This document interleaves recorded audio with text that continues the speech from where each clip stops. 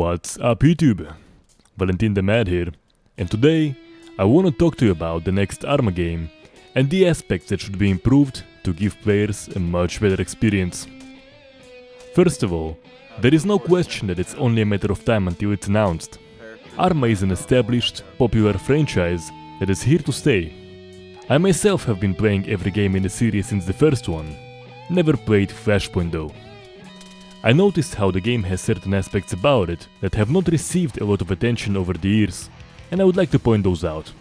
Hopefully, this video will ignite discussion and maybe even reach the developers. What I find to be Arma's weakest side is the very little feedback and response you get to the combat in the game. I'll divide these to two categories: human characters and vehicles. The damage system for human characters in Arma remains to be based on health points from the very first game.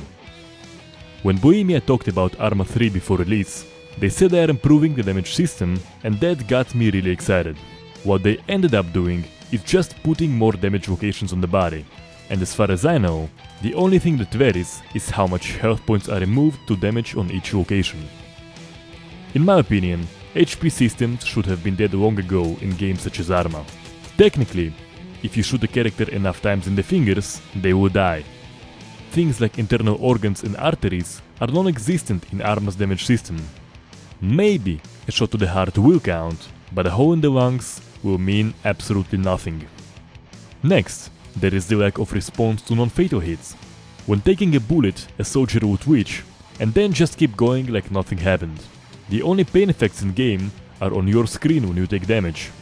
I remember my disappointment after hitting an enemy soldier, only to see him just shrug it off, keep running, and open fire on me.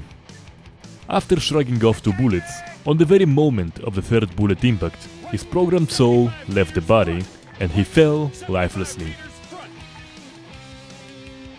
What I'm suggesting over and over again in my Gore reviews are more states of health other than alive and dead. The states of health would be a slower wounded walk after a non-fatal wound, and the second state in which the soldier would drop to the ground and be unable to fight, but still be alive. Now that second state is one of the reasons I absolutely love SLX mode on Arma 2.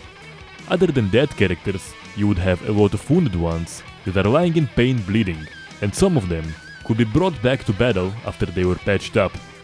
The AI actually carried wounded soldiers to safety and treated them.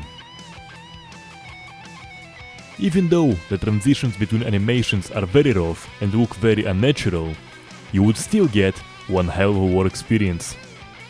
Screams of pain, blood around you, and someone is carrying a wounded soldier to safety. Just see the effect that this delivers and compare it to unmodded Arma 2 or 3. I personally can't imagine anyone saying this stuff is not important. Now for another type of visual response. The gore effects in Arma have been the same since the first Arma game. You have a damage texture divided to areas. Now let's say you shoot a torso. No matter where you shoot it and how many times, the visual result will always be the same. And it works this way not only for gunfire, you get the same response for grenades and even large explosives. The gore system needs to be scrapped and rewritten. Usually when this discussion begins, some people are saying that there is not a lot of blood in actual combat as many games portray. While that is probably very true, it does not justify a complete lack of visual response for wounding the character. Just because heads don't explode on M16 shots, painting half the map red, does not mean that if you shoot a human, absolutely nothing will happen. Seriously, the first game that will make gore effects to truly be realistic and accurate will receive a very high score in my Gore reviews. It's all about the detail put in the Gore system and not how much blood you see. Quality over quantity. The visual feedback on vehicle damage is fairly poor. You have a regular model, a damaged skin, and a destroyed model. It's time for it to be more dynamic. Obviously, I'm not expecting something wicked like car damage taken from Wreckfest, but it is time to start thinking about better visual response for vehicle damage. My suggestion would be to have the damage model based on decals for different types of weapons and parts that can break off once they take enough damage. Destroyed planes and helicopters need a remake too. When a jet crashes, it actually bounces around on the environment, and if a helicopter crashes at the right angle, it will bounce a bit too. Those crashes just look extremely bad. The user Alabatross had made a great suggestion post for plane crash damage model on Bohemia Interactive official forum. His suggestion can basically be summed up to this pic. It's a great suggestion, and I think it's actually very doable. A link for the forum topic can be found in the video description, and I highly suggest reading it. The smoke from burning vehicles is great in Arma 3, and it even responds to wind and helicopters.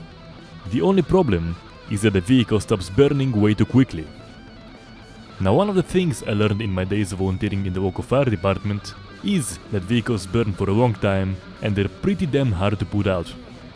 Obviously, the auto fire extinguishing thing is not a progressive feature of the year 2035. It was done so for performance, and I understand, but the experience would be much more chaotic and apocalyptic if the vehicles would actually keep burning.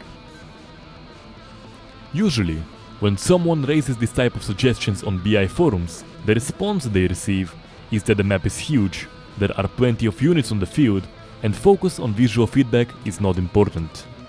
I strongly disagree. Visual feedback for what's going on is what makes the action believable, and by no means should be neglected. And I feel that this is a very neglected aspect in the Arma series. Arma games have always been pushing graphical boundaries, and each game is absolutely gorgeous. But I always felt that there is very little depth to that, because the way feedback and response work in Arma hardly changed at all. Do you agree? Disagree? Let me know how you feel in the comment section. If you want to see those suggestions happen, let Bohemia Interactive know about it.